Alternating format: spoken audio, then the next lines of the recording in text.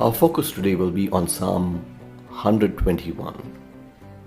The Psalm 120 through 134 are called a Psalm of Ascent. There are many interpretations to the word a song of ascent.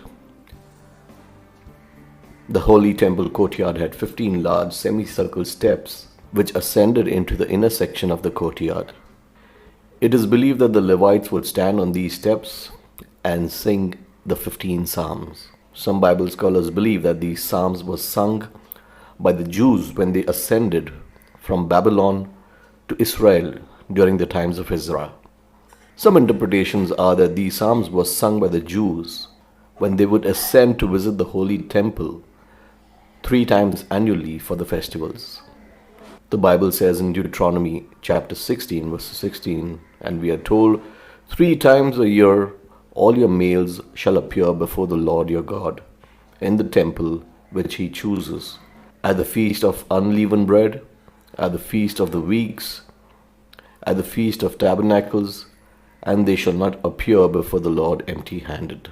Let's now focus on verse 1 and verse 2 of Psalm 121. I will lift up my eyes to the hills from whence cometh my help. My help comes from the Lord who made heaven and earth. It is interesting to see that the psalm opens with a question in verse 1 and the answer in verse 2. Notice what it says. I will lift my eyes to the hills from whence come my help. My help comes from the Lord who made the heaven and earth. It appears that the singer of the psalm is still away from the place of worship, but is certain about God's protection and care. The singer is not looking up to the creation for help, but the Creator God, the one who made the heaven and the earth. The psalmist is assured about the omnipresent God, who is present with them and will watch over them during their journey. God desires that we depend on Him every moment for help. He promises that He will be a refuge and a stronghold in times of trouble. I read this article about someone who made a morning prayer, and it reads, Dear God, so far today I've done all right. I haven't gossiped, lost my temper, been nasty or selfish, but in a few moments, God, I'm going to get out of my bed, and from then on, I'm going to need all the help I can get. Can we make this prayer ours today? Let's move on to study verse 3. He will not allow your foot to be moved. He who keeps you will not slumber. Spiritual instability is one of the greatest hindrances as we live a Christian life. If we have gone trekking or tried climbing mountains, we will know that it's difficult walking through a rugged terrain, and our feet need to be well gripped on the ground to avoid slipping or falling. While we walk through the difficult and dangerous roads, God will be our stronghold and will not let us slip. The Bible says in Isaiah 28:16, Therefore thus says the Lord, Behold, I lay in Zion a stone for a foundation, a tried stone, a precious stone, a sure foundation. Whoever believes will not act hastily. Are you deep-rooted in your faith? Are you backsliding or drifting in your spiritual walk? Anchor your dependency on God. He will not let your foot be moved. Let's move on to verse 4. Behold, he who keeps Israel shall neither slumber nor sleep. Interestingly, horses have a very strange sleep pattern.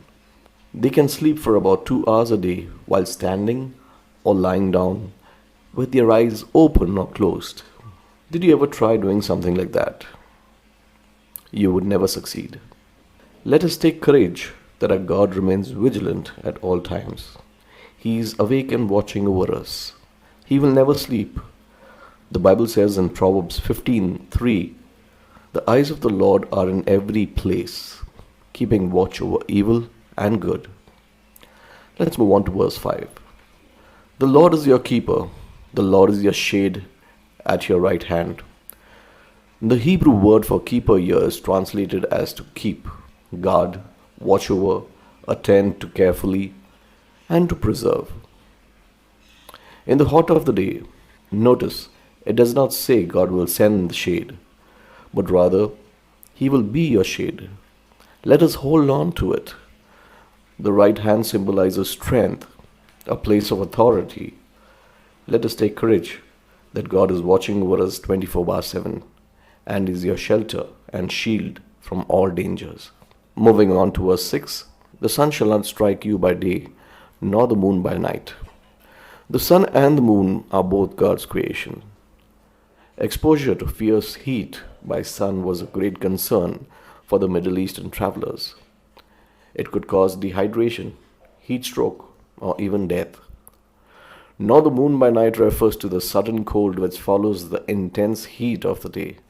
The Lord promises to guard the pilgrims through the danger of the day and the night. It is said that an umbrella will not stop the rain, but an umbrella allows you to stand in the rain. Believe you are under God's umbrella of protection. Moving on to verse 7 and 8. The Lord shall preserve you from all evil. He shall preserve your soul. The Lord shall preserve your going out and your coming in from this time forth and even forevermore. The Lord protects his people from all evil influences. He protects us when we go out or return in. The antivirus of your computer comes with an expiry date and needs to be updated. There is no limit to the shield and the protection which comes from the Lord. He will provide you his protection forever and ever. Someone said, and I quote, "You are safe not because of the absence of danger, but because of the presence of God." The psalmist wrote the psalm experiencing the faithfulness of God. The question I wish to leave with you today is, where have you fixed your eyes? God bless. I trust you enjoyed listening to the podcast today.